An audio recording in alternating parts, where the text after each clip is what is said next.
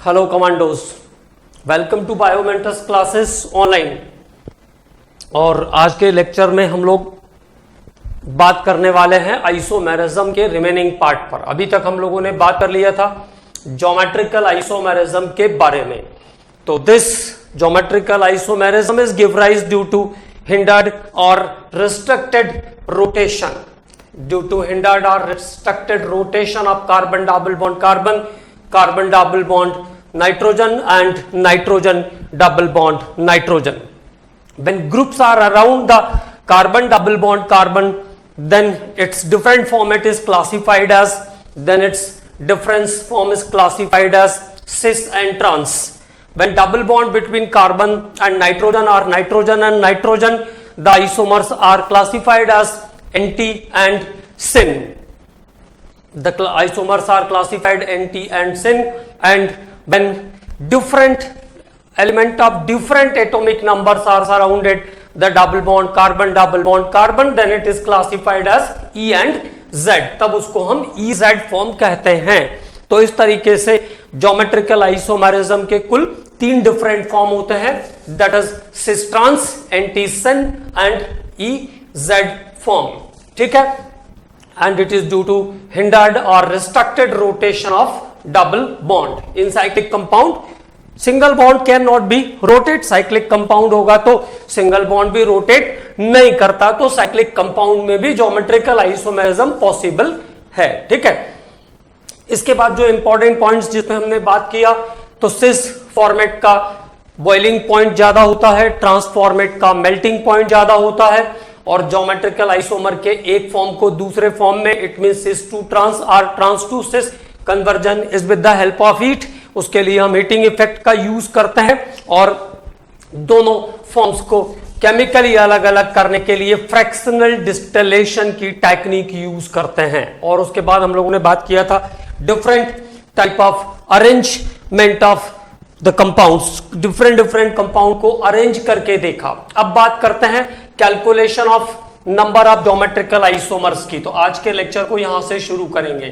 Calculation of number of geometrical isomers, number of geometrical isomers,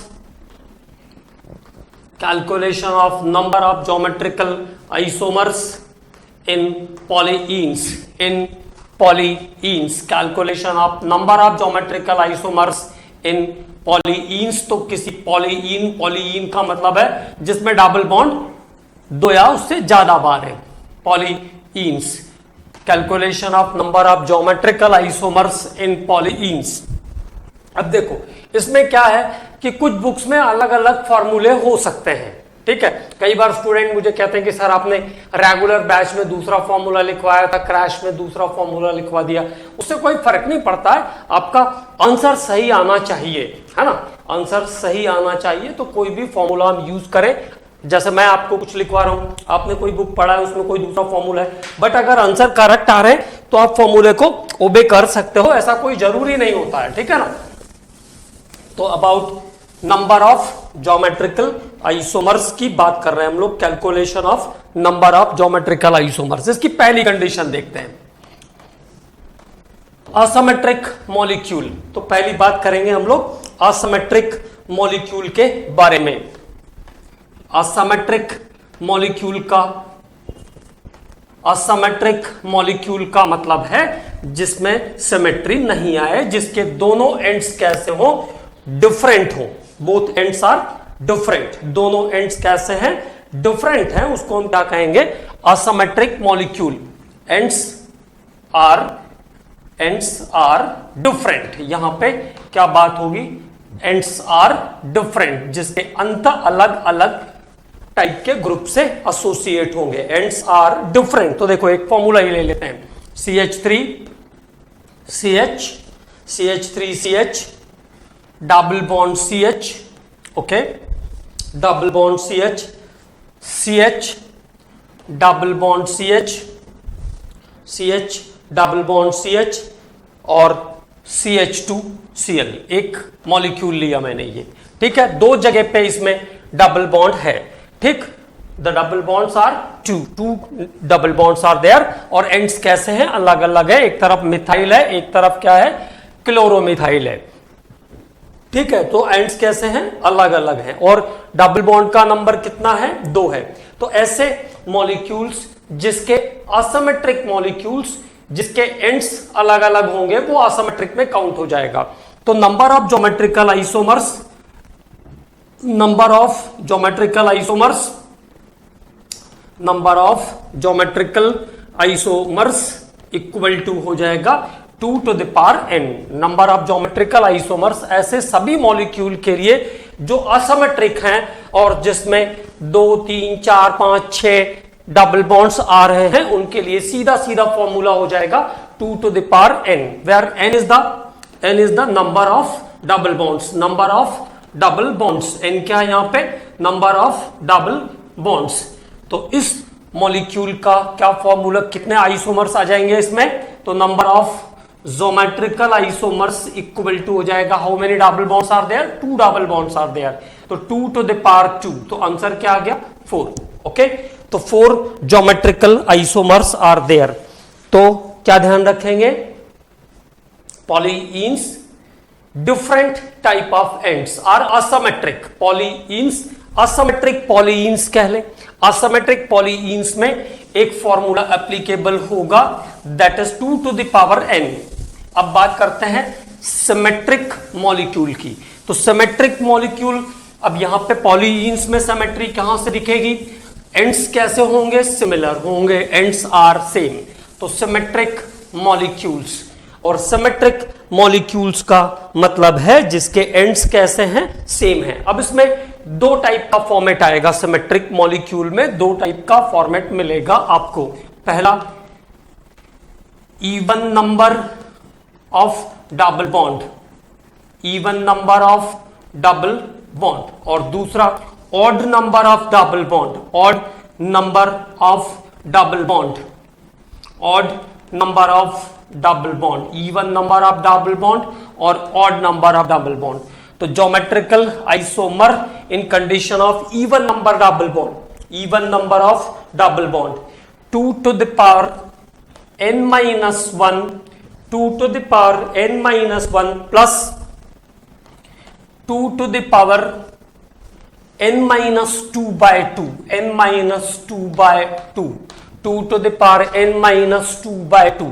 और ये भी ध्यान रखेंगे, अगर कभी आपने फॉर्मेट गलत लिख दिया फॉर्मूला, तो आंसर फ्रैक्शन में आने लगेगा, तो आप समझ जाइएगा कि फॉर्मूला कुछ गड़बड़ हो गया है। ठीक है ना, तो जस्टिफाई भी कर सकते, कोई दिक्कत नहीं। अब odd number of double bond, तो odd number of double bonds का फॉर्मूला है 2 to the power odd number of double bonds, geometrical isomers have odd number of double bond।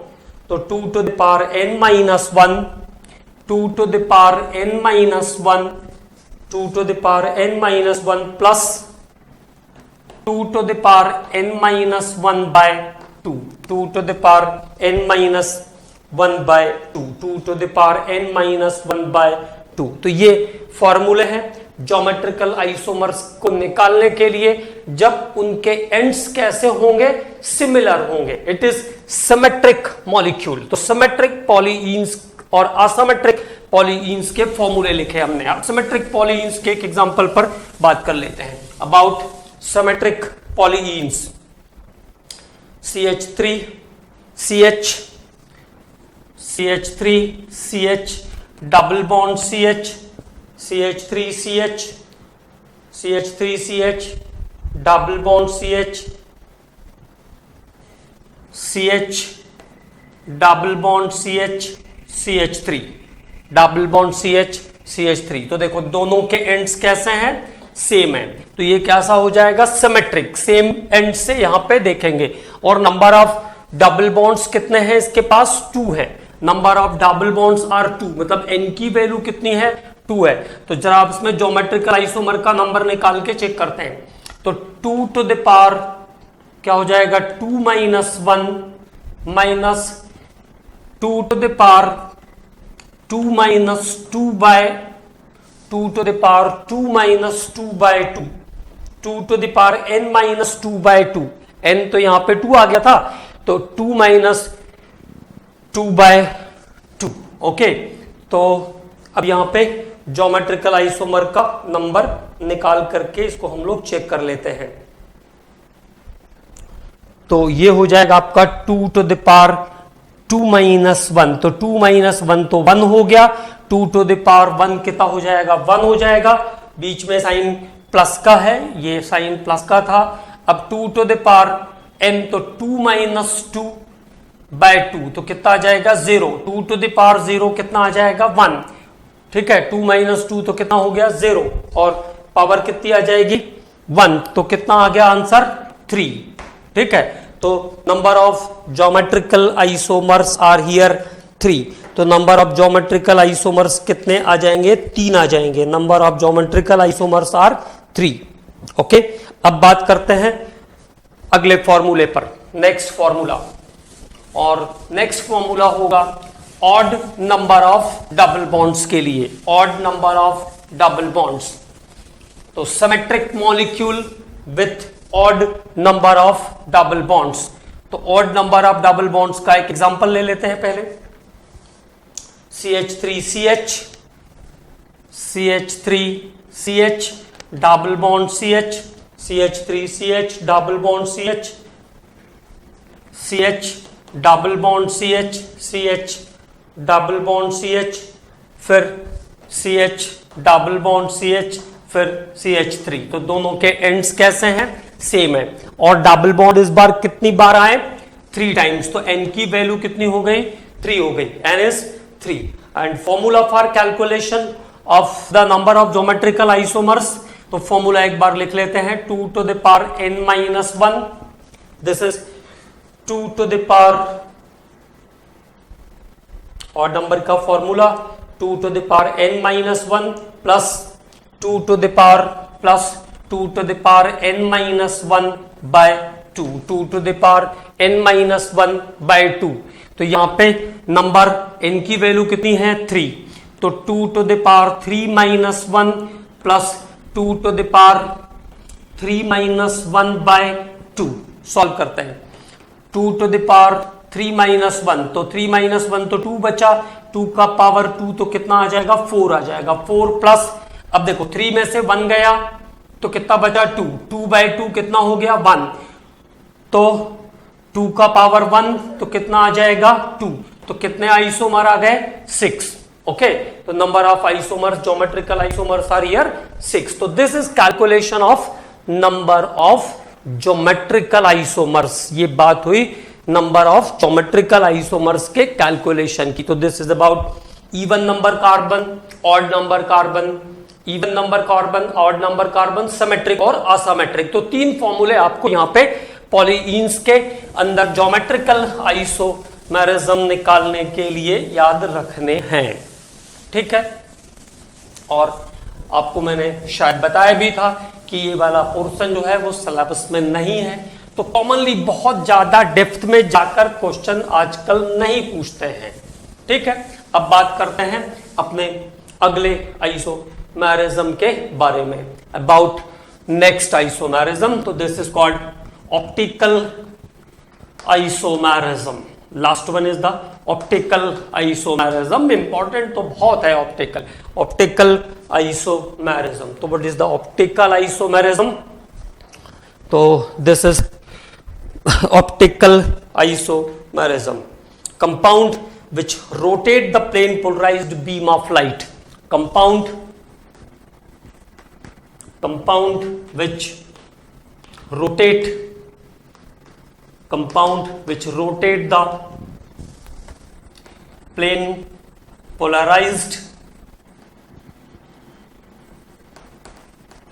the plane polarized beam of light, compound which rotate the plane polarized beam of light, जो समतल ध्रुवित प्रकाश का घूर्णन करता है, ऐसा यौगिक जो समतल ध्रुवित प्रकाश का घूर्णन करता है। Compound which rotate the plane polarised beam of light is known as optical active compound, is known as optical active compound. Optical active compound तो उसको हम कहते हैं प्रकाश सक्रिय यौगिक is known as optical active compound, optical active compound, okay, it's known as optical active compound, and this phenomenon is known as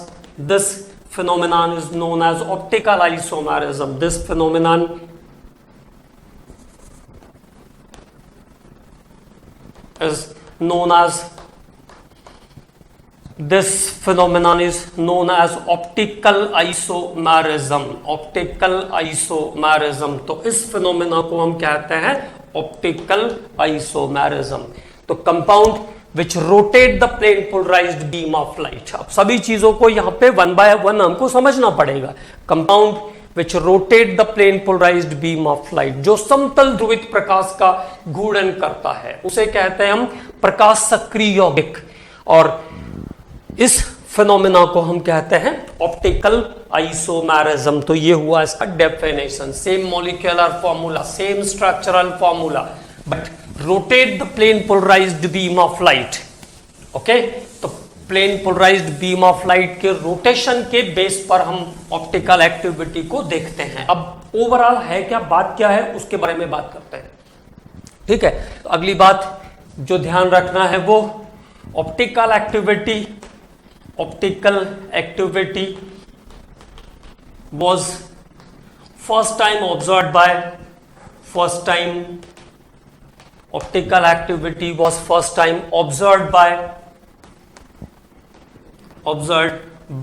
Arago. Arago ने ढूंढा इस फिनोमेना को, है ना. was first time observed by Arago in quartz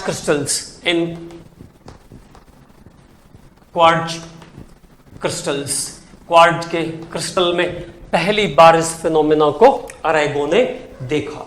ठीक है, अब देखिए, एक नॉर्मल लाइट जो है, अगर किसी मीडियम से आप लाइट प्रोड्यूस कर रहे हो, तो एक नॉर्मल लाइट जो है, it's particle is vibrate in all the possible direction. तो उसके जो पार्टिकल है वो किसी भी डायरेक्शन में आने जाने के लिए फ्री है. ठीक है, तो दिस इज ऑर्डिनरी लाइट. ये ऑर्डिनरी लाइट या नॉन पोलर लाइट है. ये है नॉन पोलर लाइट, मतलब जो भी किसी भी सोर्स से, चाहे आप टार्च से लाइट जलाओ, बल्ब से जलाओ, या सन से जो लाइट आ रही है, वो नेचुरली कैसी है, नॉन पोलर. तो what is the meaning of non polar? It's particle can vibrate in all the possible direction. उसके पार्टिकल सभी डायरेक्शन में वाइब्रेट कर सकते हैं.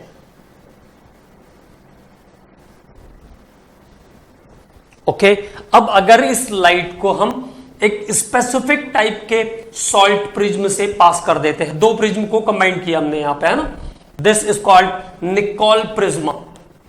निकोल प्रिज्म कहते हैं इसको. तो अगर नॉन पोलर जो लाइट है, ऑर्डिनरी लाइट है, इसको हम निकोल प्रिज्म से पास कर देते हैं. तो जब निकोल प्रिज्म से पास करेंगे, it is made up of calcium carbonate, calcite का बना हुआ होता है निकोल प्रिज्म. और इन दो प्रिज्म को आपस में हम कनेक्ट भी करते हैं, और दो प्रिज्म को आपस में जोड़ने के लिए cement of Canada balsam material use करते हैं. कौन सा सीमेंट यूज करते हैं? Cement of Canada balsam. Cement of Canada balsam. क्या खास बात होती है सीमेंट ऑफ कनाडा बाल्सम की? उसका जो रिफ्रैक्टिव इंडेक्स होता है, it's refractive index is equal to the refractive index of glass. दो प्रिज्म है तो उनको जोड़ना तो पड़ेगा ना. तो two prisms are connected by cement of Canada balsam. और क्या खास बात होती है, आफ्टर सेटिंग, सूखने के बाद उसका जो रिफ्रैक्टिव इंडेक्स होगा वो ग्लास के रिफ्रैक्टिव इंडेक्स के बराबर होगा. मतलब जो लाइट जाने वाली है उसकी इंटेंसिटी पर वो कोई फर्क नहीं डालेगा, है ना. तो ये है नॉन पोलर लाइट. अब उसको हमने पास किया कहां से? निकोल प्रिज्म से. तो निकोल प्रिज्म के बाद अब ये यूनिडायरेक्शनली वाइब्रेट करेगा. The vibration of the particle is controlled now, है ना. तो एक ही प्लेन के अंदर ये वाइब्रेट करता है. Vibration are confined to single plane. Vibration are confined to single plane. Okay, तो जब एक ही डायरेक्शन में अप एंड डाउन वाइब्रेट करेगा, सिंगल प्लेन में वाइब्रेट करेगा, तो इस लाइट को हम क्या कहते हैं? Polar light. Vibration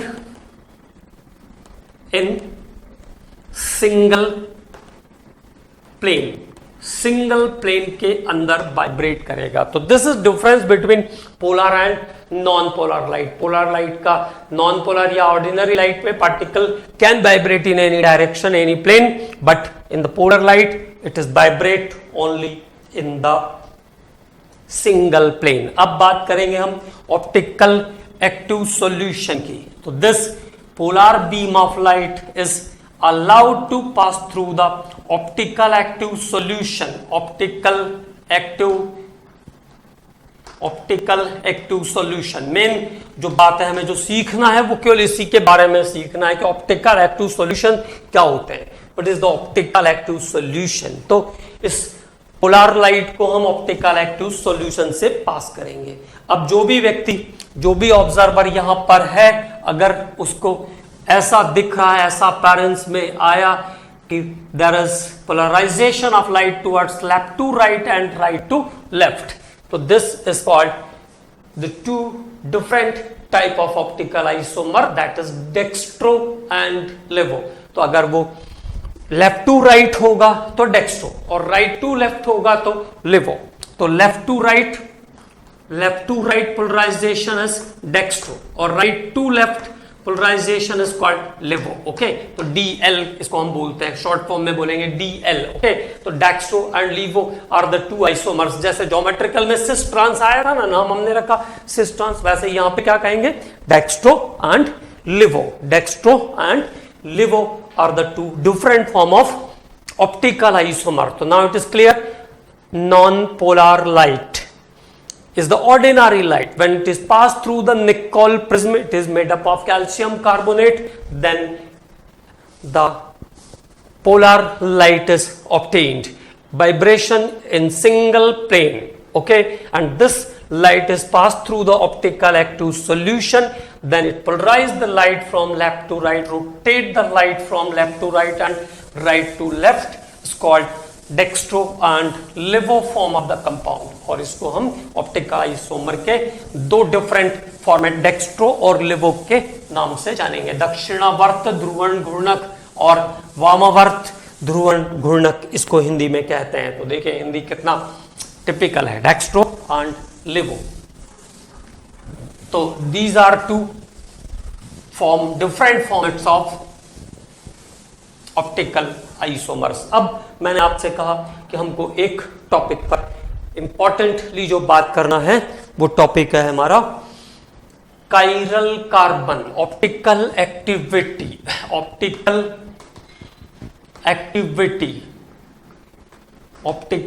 activity, why a compound is optically active.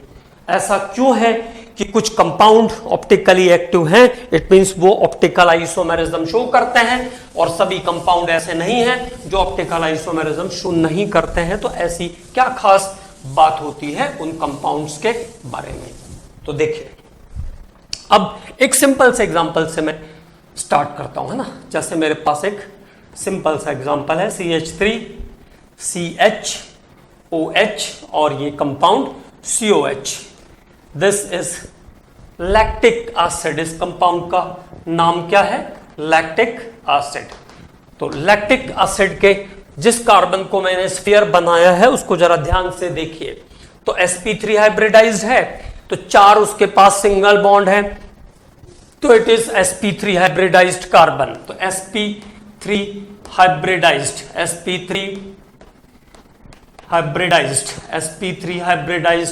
Carbon, sp3 hybridized carbon. तो it is sp3 hybridized carbon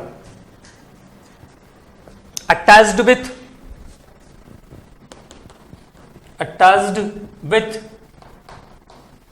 4 different type of groups, 4 different types of group, attached with 4 different type of group. चारों group देख लीजिए, उसके पास 4 single bond थे, तो sp3 hybridised हो गया। इधर हाइड्रोजन है, इधर OH है, इधर COH है और इधर CH3 है। तो all the groups are different. तो sp3 hybridized carbon atom containing or attached with 4 different type of groups. sp3 hybridized carbon atom attached with 4 different type of groups. It's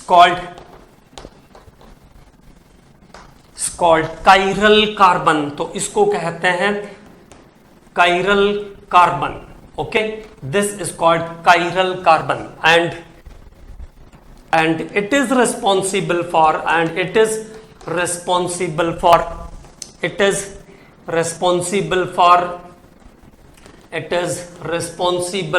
optical activity. It is responsible for optical activity. तो ये जो compound है वो optically active है ना. तो this is the condition for optical isomerism. क्या condition होनी चाहिए ऑप्टिकल आइसोमेरिज्म के लिए? A compound which is optically active. How it is identified?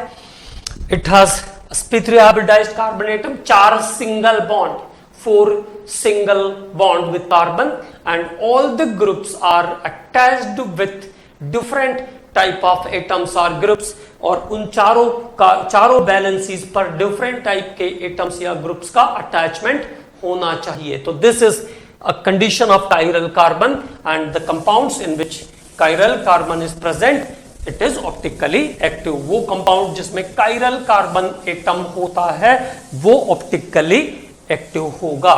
Okay, और वो ऑप्टिकल आइसोमेरिज्म शो करेगा. और सबसे इंपॉर्टेंट बात यहां पर यही है ना. अधिकांश बार आप देखोगे अगर 10 बार क्वेश्चन आएगा तो 8 बार कम से कम ऐसा क्वेश्चन आता है उसमें, identify which compound give the optical isomerism, है ना.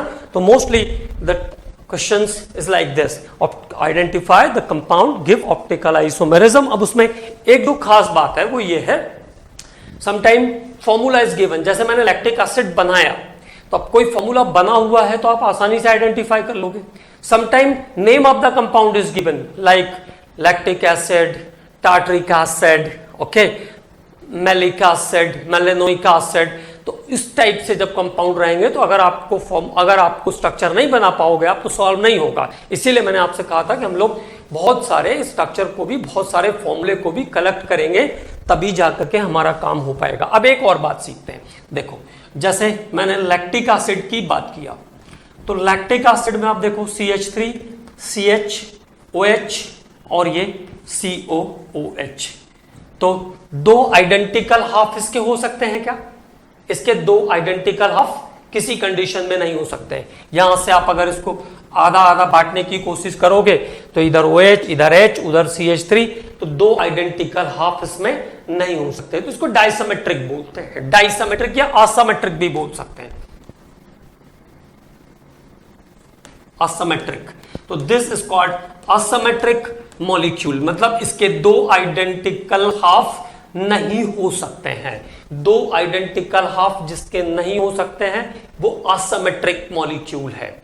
ठीक है, तो दिस इज असमेट्रिक मॉलिक्यूल. कई बार हमें पहचानने की जरूरत भी पड़ती है तो इसलिए ध्यान रखेंगे. अब देखो, जैसे मैंने एक दूसरा स्ट्रक्चर फॉर्म किया, this is tartaric acid. Tartaric acid 2,3 dihydroxy butane 1,4 dioic acid. तो दिस इज टार्टरिक एसिड. ये टार्टरिक एसिड का स्ट्रक्चर है. Tartaric acid, tartaric acid. तो this molecule can be divided into 2 identical half. इसके 2 identical half हो सकते हैं. तो ये असम्मित और वो सम्मित, असमेट्रिक और वो सिमेट्रिक. कई बार क्या होता है, ये छोटी छोटी चीजें हैं लेकिन बहुत प्रॉब्लम क्रिएट करती, समझ में नहीं आता सिमेट्रिक असमेट्रिक क्या है. हम लोग भी जब पढ़ते थे तो बहुत प्रॉब्लम होती थी, है ना. तो ये असमेट्रिक है क्योंकि इसके 2 आधे टुकड़े नहीं किए जा सकते. जैसे मान लो किसी के बॉडी को यहां से कट कर दे बीच से तो 2 अलग अलग हिस्से हो गए ना. लेकिन अगर यहां से बराबर बराबर कट करें तो क्या हो जाएगा, 2 आइडेंटिकल हाफ हो जाएगा. तो हमारी बॉडी भी सिमेट्रिक हिस्से में बट सकती है अगर ऊपर से पूरा का पूरा हाफ, 2 हाफ अलग अलग किया जाए तो. This is asymmetric and this is symmetric. Symmetric molecule. तो ये है सिमेट्रिक मॉलिक्यूल, है ना. पहचान जाएंगे असमेट्रिक असम्मित और सिमेट्रिक समिट। तो इस तरीके से भी आपको चीजें ध्यान रखना है, क्योंकि इनके नंबर कैलकुलेट करने के फॉर्मूले अलग अलग होंगे, तो उस समय पे हमको ये सब चीजें काम में आएगी। तो ये है असिमेट्रिक और ये है सिमेट्रिक। कायरल समझ गए? What is the meaning of chiral? when sp3 hybridized carbon is there and containing all the 4 different groups, जिसके चारों वैलेंसी पर अलग अलग ग्रुप अटैच होगा, उसको हम कहेंगे कायरल कार्बन। और जिस कंपाउंड में भी कायरल कार्बन होगा वो ऑप्टिकल आइसोमेरिज्म शो करेगा। That compound show the optical isomerism. Okay, अब बात करते हैं, लैक्टिक एसिड की बात हो गई, टार्टरिक एसिड की बात हो गई, और कुछ कंपाउंड्स के बारे में बात कर लेते हैं। जैसे मैंने आपको एग्जांपल, अब यहां पे यही चीज आइडेंटिफाई करनी है कि कौन सा कंपाउंड ऑप्टिकल एक्टिव होगा। जैसे मैंने कहा 3-क्लोरोपेंटेन, 3-क्लोरोपेंटेन, तो 3-क्लोरोपेंटेन का स्ट्रक्चर देखते हैं जरा, ऑप्टिकल एक्टिव है कि नहीं है 3-क्लोरोपेंटेन? तो CH2 CH3 यही होगा ना 3-क्लोरोपेंटेन। तो इधर इथाइल इधर इथाइल, दोनों कैसे हैं? आइडेंटिकल हैं, समान हैं, दो इथाइल ग्रुप आ गए, तो not optically active, not optically active, ये कायरल नहीं है, नॉट ऑप्टिकली एक्टिव। ठीक, जैसे मैंने कहा 2-ब्यूटानॉल ऑप्टिकली एक्टिव होगा या नहीं होगा, ये ढूंढना है। तो CH3 CH2 CHOH और ये CH3, ठीक है, चेक करिए, सभी कुछ अलग अलग है। तो 2-ब्यूटानॉल इज ऑप्टिकली एक्टिव, मतलब ये ऑप्टिकल आइसोमेरिज्म शो करेगा। तो ये हो गया 2-ब्यूटानॉल कैसा है? Optical active. ओके, इसमें जो इंपॉर्टेंट पॉइंट है वो यही बात है कि इस कंपाउंड को आपको पहचानना आना चाहिए कि वो ऑप्टिकली एक्टिव है या नहीं है। ठीक है, तो ये दो स्ट्रक्चर हमने देखे, और अगर आप स्ट्रक्चर बना पाएंगे तो बहुत आसानी से आप पहचान जाएंगे कि कौन सा कंपाउंड ऑप्टिकली एक्टिव है, कौन सा नहीं है। कई बार तो वो रिएक्शन से भी पूछते हैं, रिएक्शन से पूछेंगे कि एक केमिकल रिएक्शन है जिसमें XY से रिएक्ट करके Z बनता है, Z का हाइड्रोलिसिस करते हैं तो कुछ A बनता है, वो A ऑप्टिकल एक्टिव है कि नहीं है। It means this compound show the optical isomerism और not, and how many optical isomers are possible. तो वो तो हमें तभी आएगा जब हम केमिकल रिएक्शंस भी करेंगे, तब, है ना, बट आ जाएगा, कोई दिक्कत नहीं। अब बात करते हैं अगले कंपाउंड की, ग्लूकोज। तो ग्लूकोज में देखना है, जैसे लैक्टिक एसिड में कितने कायरल सेंटर थे? 1, टार्टरिक में 2, 2-ब्यूटानॉल में 1, और 3-क्लोरोपेंटेन तो ऑप्टिकल एक्टिव है ही नहीं। अब ग्लूकोज की बात करते हैं, C6H12O6, और इसी के फॉर्मेट में जाएगा फ्रक्टोज भी। तो ग्लूकोज को देखो, ये हुआ ग्लूकोज। ग्लूकोज का मेन जो ग्रुप है वो अल्डिहाइडिक ग्रुप है। उसके बाद CHOH, CHOH, CHOH, CHOH, केवल स्ट्रक्चर बना रहा हूं मैं अभी, है ना, 1 2 3 4 और 5, और ये लास्ट वन CH2OH। अब CH2OH, अब हमें ये आइडेंटिफाई करना है कि इसमें कितने कायरल कार्बन हैं, how many chiral carbon atom is there. तो पहले वाले कार्बन पर तो हम बात ही नहीं करेंगे, क्योंकि इसके तो 4 बैलेंस ही नहीं, 4 सिंगल बॉन्ड ही नहीं है, एक डबल बॉन्ड लगा हुआ है, तो वह sp2 है, एक कैंसिल हो गया। अब देखो यहां पे देखो ध्यान से, 1 2 3 4, ऊपर CHO, नीचे पूरा ग्रुप काउंट होगा, ध्यान रखेंगे नीचे। अब जैसे अगली बैलेंस आई तो व्हाट इज द ग्रुप, तो 1 2 3 4 carbon group is there. Carbon to carbon count नहीं होगा, कार्बन टू कार्बन करेंगे तो कभी मिलेगा ही नहीं ऑप्टिकल एक्टिविटी, है ना। तो देखो यहां पे पूरा ग्रुप इसके साथ काउंट होगा, कैसे? Different different, this is different and there is 4 carbon, तो 1 कायरल इज देयर, एक कायरल यहां पे आ गया। दूसरा देखो 2 कार्बन का ग्रुप, 3 कार्बन का ग्रुप H और OH, तो second chiral, third chiral and fourth chiral. तो how many chiral carbon in glucose? 4 chiral carbon. Glucose में कितने कायरल हैं? 4 कायरल है। इसमें भी तो सब सिंगल बॉन्ड थे, but there is 2 hydrogen atom, 2 identical hydrogen है। तो ग्लूकोज का जो सबसे डाउन साइड का कार्बन है वो कायरल नहीं है। तो ग्लूकोज में कितने कायरल हो गए? 4। याद रखेंगे ग्लूकोज में 4 कायरल होते हैं, ठीक है। और लैक्टिक एसिड में कितने कायरल थे? 1। टार्ट्रिक एसिड में 2। अब बात करते हैं फ्रक्टोज की। तो फ्रक्टोज का जो स्ट्रक्चर है इट इज लाइक दिस, ये है फ्रक्टोज का स्ट्रक्चर, ओके। कीटोनिक ग्रुप होता है फ्रक्टोज में मेन, लेकिन उसके साथ साथ इसमें सेकेंडरी प्राइमरी अल्कोहल का ग्रुप भी है। तो आसानी से ये ग्लूकोज के सारे टेस्ट जो है केमिकली पॉजिटिव देता है फ्रक्टोज। तो ये हुआ CH2OH, ये CO, ये CHOH, CHOH, CHOH और ये फाइनली CH2OH। अब देखिए फर्स्ट कार्बन 2 आइडेंटिकल हाइड्रोजन है तो it is not chiral, second is not chiral. अब यहां पे देखो ये कायरल है 1, 2 and 3 is the chiral. Last one is again not chiral because of 2 hydrogen atom is there. तो लास्ट वन वाला भी कायरल नहीं है क्योंकि उसके पास आइडेंटिकल हाइड्रोजन है, 2 सिमिलर हाइड्रोजन है। वैलेंसी तो उसकी 4 है सिंगल, लेकिन 2 वैलेंसी पे हाइड्रोजन जुड़ा हुआ है। ऊपर वाले पर भी 2 वैलेंसी पर हाइड्रोजन जुड़ा हुआ है। तो ग्लूकोज में 4 कायरल, फ्रक्टोज में 3 कायरल, लैक्टिक एसिड के अंदर कितने कायरल लिए थे हम लोगों ने? 1 कायरल, टार्ट्रिक एसिड में 2 कायरल। और इसी तरीके से जब आप डिफरेंट स्ट्रक्चर बनाएंगे तो आपको नंबर ऑफ कायरल काउंट करना आ जाएगा। मेंडेलिक एसिड एक और देख लेते हैं, अभी थोड़े साल पहले ही क्वेश्चन आया।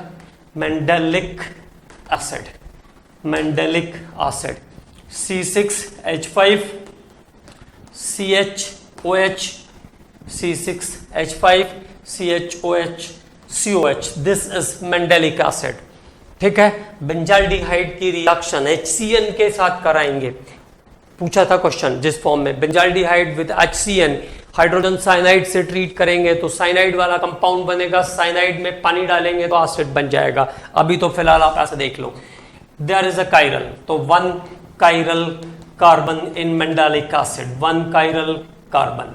मेंडेलिक एसिड में 1 कायरल कार्बन एटम है। तो mandelic acid also show the optical isomerism, ठीक है। तो मेंडेलिक एसिड में भी ऑप्टिकल आइसोमेरिज्म आ जाएगी। अब बात करते हैं आगे फिर से।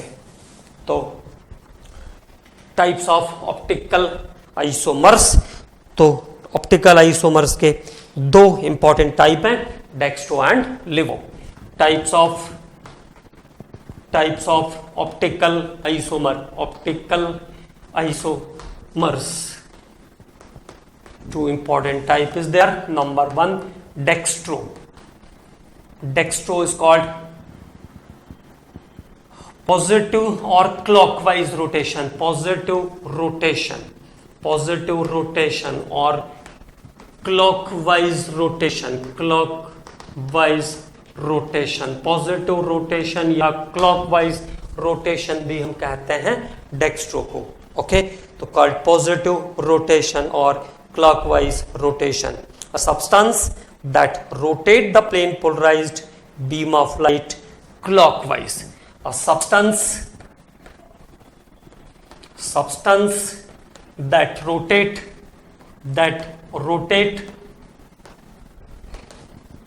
plane polarized beam of light,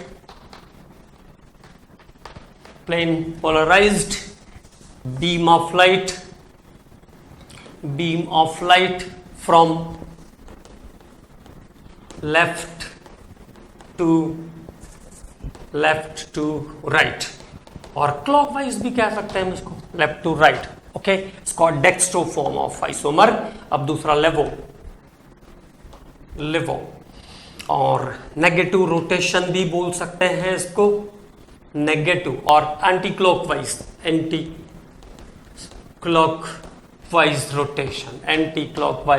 rotation, okay. तो उसका ऑपोजिट हो जाएगा, okay. A substance that can rotate, a substance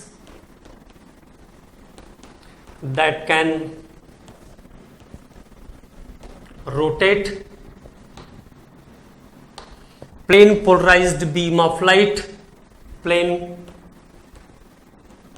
polarized beam of light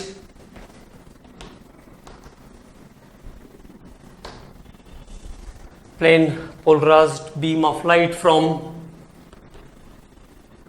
right to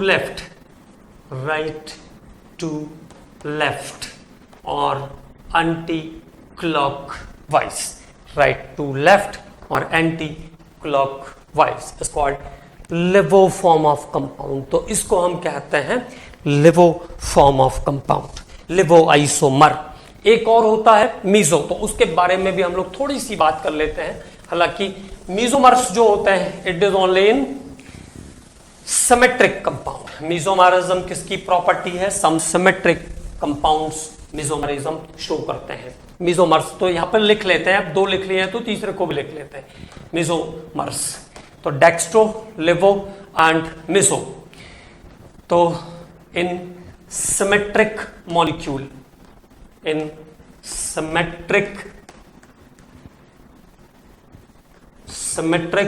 molecules, symmetric molecule का कुछ पोर्शन कभी कभी ऐसा होता है कि ना तो वो डेक्स्ट्रो रोटेटरी होता है ना तो लिवो रोटेटरी होता है. ना तो क्लॉकवाइज रोटेट करेगा प्लेन पोलराइज्ड बीम को, ना तो एंटी क्लॉकवाइज रोटेट करेगा. तो no rotation of plane polarised beam of light. The portion of compound, the portion of substance do not rotate the plane polarized beam of light, do not rotate